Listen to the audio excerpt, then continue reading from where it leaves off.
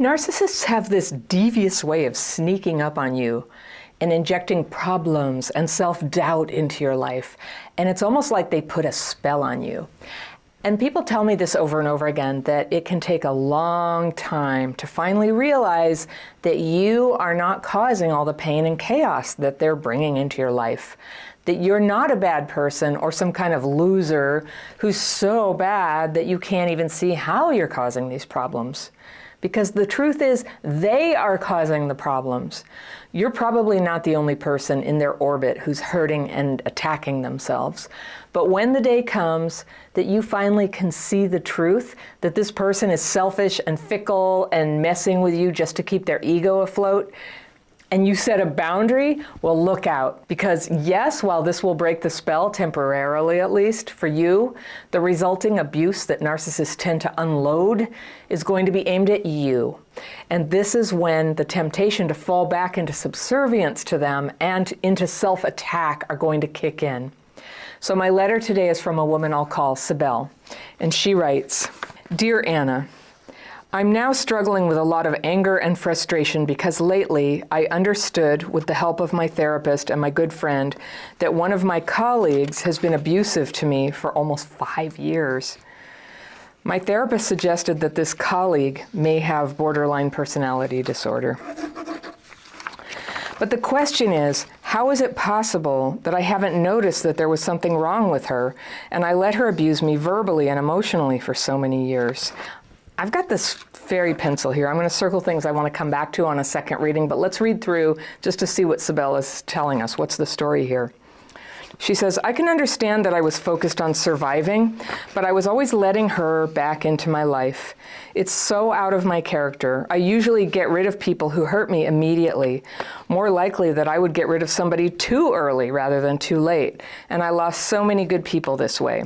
But she stuck with me and poisoned my life for half a decade." Wow. "At first, she tried hard to be my friend. I was at her job interview, and she always told me I made such a good impression on her. I have to admit that she became the friend I needed at the time. I felt very lonely and wounded after being bullied in my previous workplace. What's more, we were both immigrants, so it felt like we had many things in common. Later, we started hanging out outside work, and we shared some of our personal stories. We both grew up in dysfunctional homes. I had a narcissistic father, and she was abandoned by her alcoholic mother. After this nice start, she was only criticizing me. She constantly told me that I was a negative and toxic person and that I needed to work on myself. And you know, it landed on the proper ground, as I am always depressed. And she told me these things to, quote, help me so I would understand what I needed to change. I believed her because she was so optimistic and vibrant. I thought people liked her, but then she had these bad days, and when it was her bad day, it was everybody's bad day." I love that. Did you make that up? That is just brilliant. When it was her bad day, it was everybody's bad day. "Sometimes when I came to work sleepy or just tired, she'd get mad at me because I brought negative energy. She claimed that she would feel my constant mood swings because she was so sensitive and affected by my negativity. She loved spirituality, personal growth, and quoting famous people, and she wanted good vibes only. I thought something was profoundly wrong with me, and she was the only generous person trying to help me, but I was never good enough and could never fulfill her expectations. Whenever I needed some distance from her, she would immediately stop talking to me, and she started hanging out with somebody else to show me how popular she was. Then she would be passive-aggressive or even openly aggressive. I'll never forget this situation when we met at our colleagues' dinner after many weeks of the silent treatment. She started asking people what their zodiac signs were. She could tell something nice about each sign, of course, but when it was my turn, she said Gemini is the most two-faced, unstable zodiac sign, and nothing good can come out of it. She said it so viciously that I can't forget it. Then after a few days, she would start talking to me as if nothing had ever happened, and we were friends again. She was constantly afraid I was gossiping because I was taking a coffee break with somebody else. She said once, "I don't know what you're talking about with that guy," and she was calling me a gossip girl because people liked me. She was talking negative stuff about anyone who was hanging out with me. When she asked me what this or that person said, I would say something like, "Oh, you know, he's having a bad time," or "she needed to talk." This would set her off. I felt like she was punishing me by keeping secrets. And I think it was revenge for the fact that I refused to tell her stuff about other people. So when I went back to college, she signed up for college too.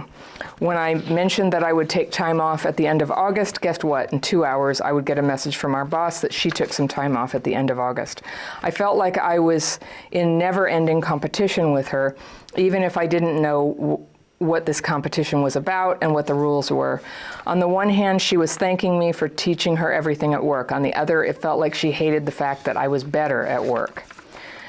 Every now and then, she would give me the silent treatment for no reason. For some reason, it would happen each September, plus some extra occasions across the year. The first years, I tried to do everything to regain her friendship. Then I changed my tactics and I just let her be. But I felt that the tension was rising each day. At the end of this cycle, she'd take me to a small conference room at the office and pour all the crap on me. In the first years, I'd apologized and felt crap for a few days after. Only 2 years ago, I defended myself this one time. I said she was the gossiper and the manipulator, and everyone feels like walking on eggshells around her. And then I added something like, "I don't care what you think about me. You don't need to hang out with me, and we don't need to talk ever again. I don't care." And then she started crying and apologizing and said she had a tough time. I forgave her. I felt sorry for her, so I even hugged her and said that everything would be all right, and she never took me to a conference room again. But the silent treatment was repeated a few more times. All this time, I thought I deserved her unacceptable treatment. 6 months ago, she was relocated overseas. I was happy and anxious, but still happy. My other colleagues told me she sucked at work, and nobody wanted to work with her apart from me. Nobody came to her goodbye party either. Maybe I'm crazy to think that, but coincidentally, she came to visit us last month. She stayed here a week. That was my last week in this company. I feel that it was her final attempt to get me because she heard I was leaving for good. Of course, there were some silly excuses for her to have a business trip, but frankly, it was nothing she couldn't do from overseas. And why I think she did it on purpose, because I believe she lived in some alternative reality. She applied different rules to her life. She was fighting imaginary fights with imaginary enemies. There were no limits for her to take revenge, so I wouldn't be surprised if she convinced the managers that she needed to come back for that 1 week. I was her friend, so I knew her secrets too, but that was the moment when I took control, and I totally ignored her presence at the office. I was proud of myself. I regret so many things that happened between us. Why couldn't I just let her be? I lost my time and energy trying to fix the relationship with her. She took a lot of happiness from me. Now I'm losing my time ruminating. Yeah. Also, now I see that I lost many valuable friendships at that workplace because I was so focused on her. I have many regrets now, and I don't know how to convince myself that I did the best I could, because I didn't. There were 120 other people at that office to hang out with, and I still focused on the most toxic person there. Is there a way to make sure that the next time I will focus on the right people? Next week, I'm starting in a new place. I don't want to end up with a crazy maker ever again. Thank you. Okay, Sabel, what a story. I'm so glad you're out. This is great. I have a feeling you're going to do very well. I have a feeling you're going to do very well, that I hear a lot of healing in how you describe this, a lot of recognition.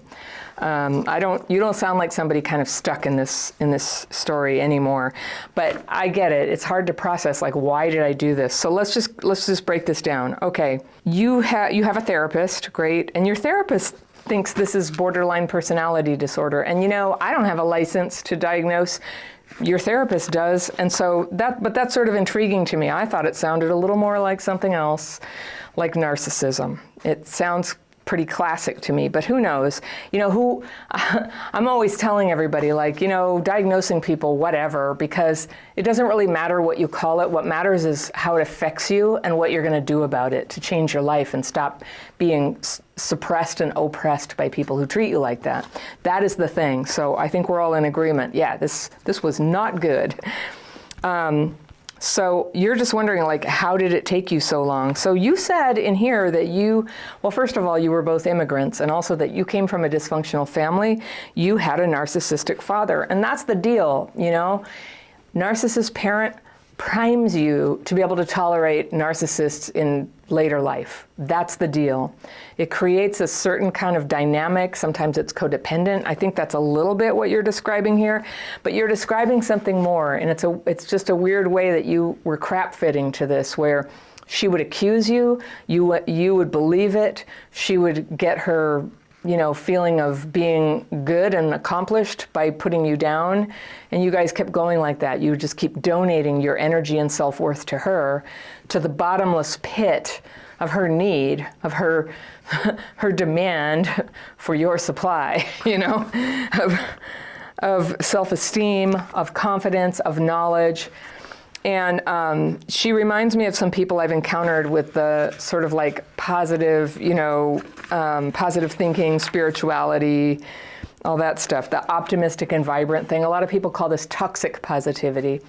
And I remember when I first heard that, I was like, how could positivity be toxic? It's so helpful to be positive. Well, compared to what I had been through, it was positive. But I've totally encountered this. There's, actually, in some of the circles that I overlap with in the Venn diagram of what's on YouTube, of like self-help, there's just like, you can do it. You just have to believe in yourself and all of this goes away. And I'm kind of, sometimes I have people like help me with my YouTube channel or my content, and I'm always like, here's the thing about us, like bad stuff actually did happen and we have to be sensitive to that. And so it just always strikes me as, it has its good side, but it can have this just totally fake, manipulative, yes, narcissistic side to it. What I have noticed about it, you didn't say this about her, but what I've noticed about it is people who are into the toxic positivity, there's often kind of an addiction to cult-like figures and debting, just because there's kind of that belief, like if you just spend more money on this, you're going to have more of it. So it kind of goes along as sort of a package with a lot of stuff that seems pretty dysfunctional to me. But that said, it's not, that's just baby with the bathwater. There is so much to be gained by, learning from people who teach you how to like rethink things. I wouldn't be where I am if I hadn't been taught by, certain figures and leaders who teach you how to like, change how you see that. I used to feel quite defeated. I used to feel very limited by my trauma. So I get the attraction. And I was able to turn that around. A key moment for that was when I was participated in an exercise with a ton of people when I was deciding I was going to do Crappy Childhood Fairy. And the one big fear holding me back is that people would be mean to me online. And I was in this exercise where we just shouted out loud, people are going to give me hate mail, yay! That means I'm in the game, And it was this good moment. So there's good to that, and I can see why you're attracted, and because you're kind of prone to depression. You didn't really talk about this, but I think that being an immigrant and being in a new place, I mean, you've obviously, I don't even know what you do for a living, but why do I get the feeling like you got a lot going for you here. You got a lot going for you, but you would be a stranger in a strange land and trying to figure things out. And of course, like good for you for just pursuing things that were positive, optimistic, forward thinking. But with the narcissist dad, yeah, the person you picked had this downside, this very, very downside of them where she flipped on you. And I think that's where your therapist thought borderline flipped on you, where it's all about, hey, believe in this great thing, and then takes out all this crap on you, I don't know if she idealized you. She idealized somebody, out there, but then she devalues you, this total devaluation where she tears you apart in the conference room. And you felt like you deserved it. And that's what you were primed to do as a kid. So not your fault, not your fault. You keep asking, like, how could I do that? But you have this really nicely developed, like, I've got it together. Why am I letting this happen? It's like, because your childhood trauma is haunting you a little bit. It happens to everybody. And your awareness is very sharp right now. You feel it, you see it, you're doing something about it. You are going to be okay. You are going to get through this. You're on a good path. So Every time you tried to get some distance from her, she'd immediately stop talking to you. So there's like the manipulative trauma bond behavior, you know. I shun you, I won't talk to you, I gossip about you. And then the nasty astrological thing, I could just picture that. That should be in a movie. It's almost like a comedy, you know, of just a horrible person just sitting there going, but your astrological sign is just SHIT, you know. It's funny from the outside, but I imagine it was hard at the time and you were in front of people. But you know what, I bet they saw it too. Well, they did. Nobody went to her going away party. That is so telling. She called you names, and she would talk crap about anybody you hung out with, and then she would be angry at you because you wouldn't disclose private conversations that you had with people. That sounds really familiar to me, where she kind of sees you as an extension of herself and you has no right to have things that are private between you and other friends, right? That totally rings a bell. You know, what you're describing also is, it's like one of the sets of colors that people show when they were traumatized as kids. And you said, didn't she have an alcoholic mom? So, you know, that does a number on people. And alcoholic moms are very neglectful. And as somebody who had an alcoholic mom, I can just say that sometimes, you know, there's this phase of development where you blow your own horn because nobody ever did. And you just feel like you have to prove to everybody, look, I'm somebody, I'm great, you know, and it's a real turnoff to everybody. And if a person has some sensitivity, they notice that and can start growing out of that behavior and into something where they feel authentically good about themselves and can sort of relax and be themselves. She doesn't sound like she's in that place right now, so, but luckily she's in another country and you don't have to deal with this anymore. All right, so here's where I think it started to really get to you. You went back to college, so she went to college too. You took a vacation in August, she took a vacation in August. You felt like it was a competition, but you didn't even know what the competition was about. I don't know, maybe. I know that people like that do that, but also like August is the most common time for vacations, and going to college is something that young people do, so who knows. And she thanked you for what you taught. She hated that you were better. There's a movie kind of about that loosely, you know, a little bit related, called All About Eve, that you might want to check out sometime, about a protege who comes and just sort of destroys the person who taught her. So she took you into the conference room 2 years ago and you defended yourself. Woo! I just love this scene where you did that. She tried to pour it out and then you just gave it to her. You were like, everyone walks on eggshells. You're a gossiper. You're a manipulator. You know, I don't care what you think about me. That's like the worst thing you can say to a narcissist. I don't even care what you think about me, right? I don't care. You don't want to hang out with me? Fine, we don't have to talk. Then she started crying and apologizing, and was it sincere? Who knows? I think people in the comments will take votes on that. But if she's a traumatized person, you know, when everybody abandons ship on her, then it is pretty frightening.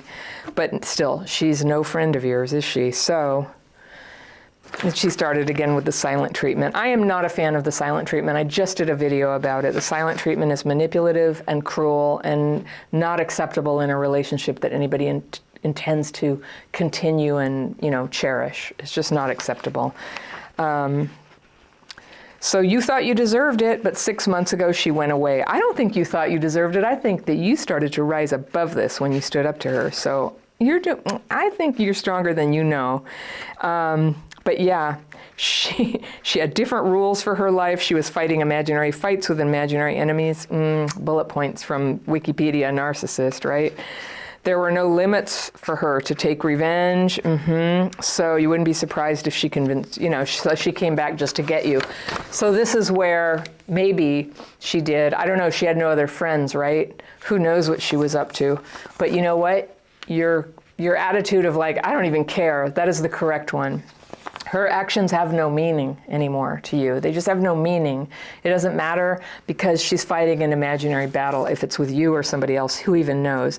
And now you've moved on to a new job. So the question is, how can you stop going for the toxic people and hold your space for the good people?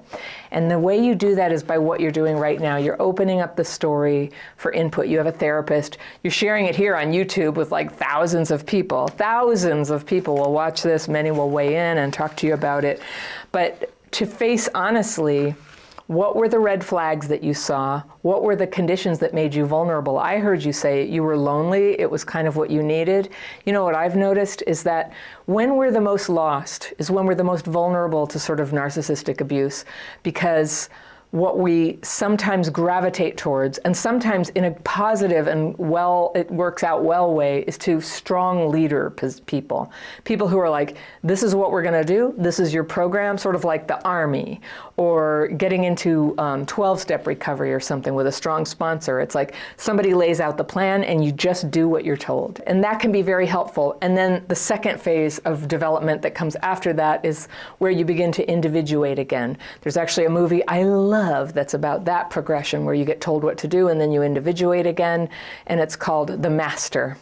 Fantastic movie out there. Okay, so I wish you luck. Sabel, I think you're on a good path. I answer a lot of letters and sometimes I'm sort of imploring people. It's like, really take seriously, watch out for yourself. I think you're in a good spot. I encourage you, I don't know if you're like geographically moving or anything, so I encourage you to have a community around you of people who know what it is you're working on, maybe people who have similar kinds of backgrounds that they're trying to resolve. You'd certainly always be welcome in our community, in our membership at Crappy Childhood Fairy. We have, a whole bunch of people who support each other here and use the tools here to get better. But it's so important as you use the tools that you choose that you have companionship with people so that you're not always just kind of off all by yourself, kind of losing the thread if somebody is manipulating you. I think it's realistic to expect that at least for some time in your life, you're going to have a vulnerability to people like that. You'll have a little bit of a blind spot. I have that with like drug addicts. You might have it with narcissists. So it's just to kind of respect that, to just go, sometimes I need guardrails, I need people, I need support to help me spot that when it's looking me in the face. So if you love this topic, I would like to invite everybody watching. I have a video about this type of person, but in a romantic situation, romantic manipulators and things they say to get you to do what they want. That video is right here, and I will see you very soon.